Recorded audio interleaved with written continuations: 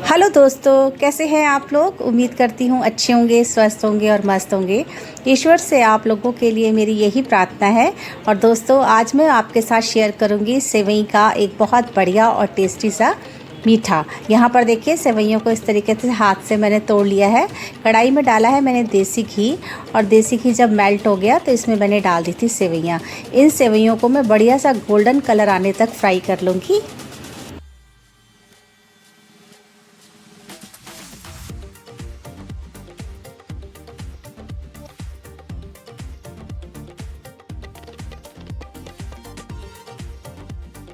तो यहाँ पर देखिए, सेवइयों का कलर चेंज होने लगा है।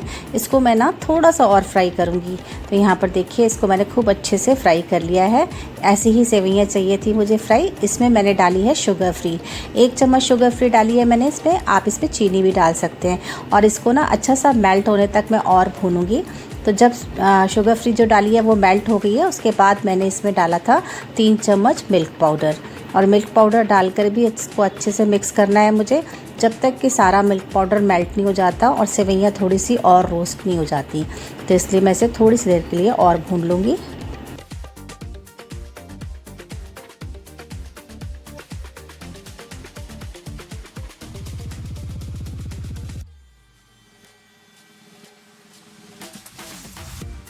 तो ये देखिए, यहाँ पर सारी चीज़ें अच्छे से मिक्स हो गई हैं और ये रेडी है। इसको मैं साइड में रखूँगी ठंडा होने के लिए।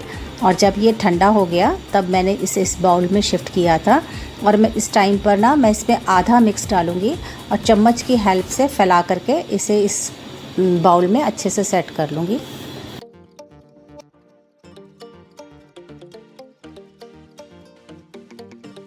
तो ये देखिए, इस तरीके से ना चम्मच से दबा दबा के मैंने इस बाउल में इस मिक्स को अच्छे से सेट कर दिया था।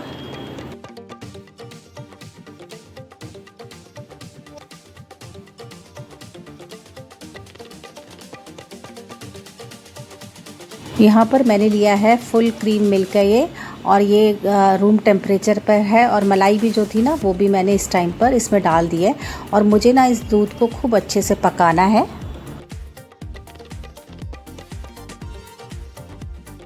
इसको ना लगातार हम चलाते रहेंगे ताकि दूध ना नीचे लग ना जाए।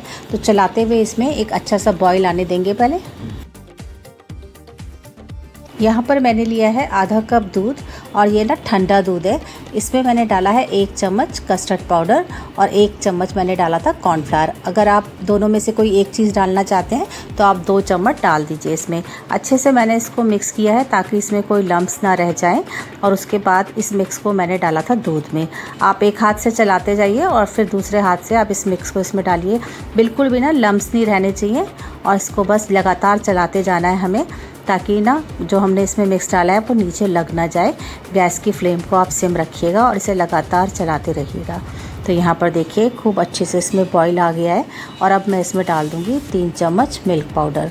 मिल्क पाउडर डालकर भी हमें इसे लगातार चलाना है, क्योंकि ये सारी चीज़ें ना अगर ज़रा सी भी लग गई तो फिर पूरी डिश का टेस्ट ख़राब हो जाएगा। तो आप लगातार इसको चलाते जाइए, धीमे धीमे ये गाढ़ा होना शुरू हो जाएगा।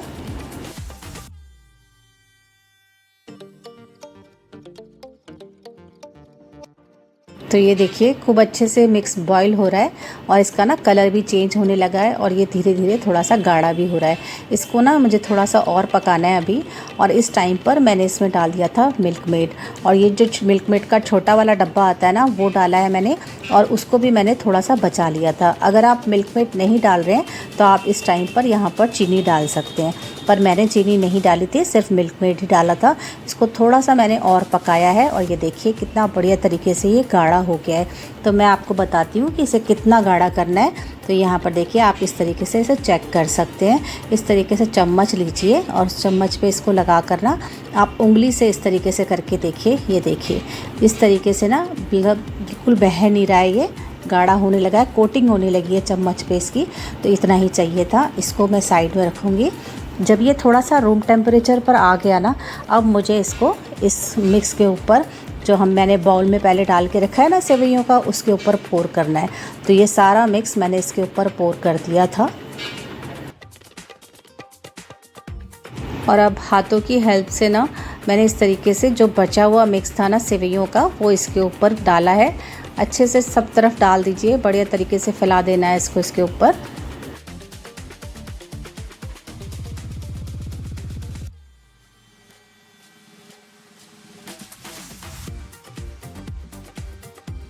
और ये पिस्ता, बादाम और काजू इस तरीके से चॉप कर लिए थे मैंने, और अब मैं इसके ऊपर इसे डाल दूँगी। खूब अच्छे से डाल देना है इसके ऊपर, और फिर मैं इसे रखूँगी फ्रिज में 2 घंटे के लिए।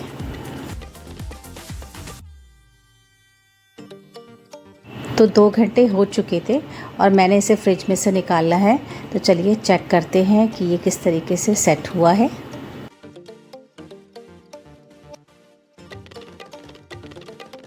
तो ये देखिए कितने बढ़िया तरीके से सेट हुआ है ये मीठा। और मैंने ना इसे 2 घंटे के लिए रखा था, आप चाहें तो ज़्यादा देर के लिए भी इसे रख सकते हैं। तो चलिए एक पीस निकाल करके मैं आपको दिखाती हूँ कि कितनी अच्छी लेयरिंग हुई है यहाँ पर इसकी। तो ये देखिए कितनी बढ़िया तरीके से लेयरिंग हुई थी और बहुत ही टेस्टी मीठा बनकर रेडी हुआ है ये। मैं आपको पास से दिखाती हूँ, ये देखिए कितनी अच्छी लेयरिंग हुई है इसमें। तो दोस्तों ये रेसिपी आपको कैसी लगी आप मुझे कमेंट्स करके ज़रूर बताइएगा, और अगर अच्छी लगी हो तो एक बार ट्राई भी ज़रूर करिएगा। तो चलिए दोस्तों मिलती हूँ फिर आपसे नेक्स्ट ब्लॉग में। Bye bye.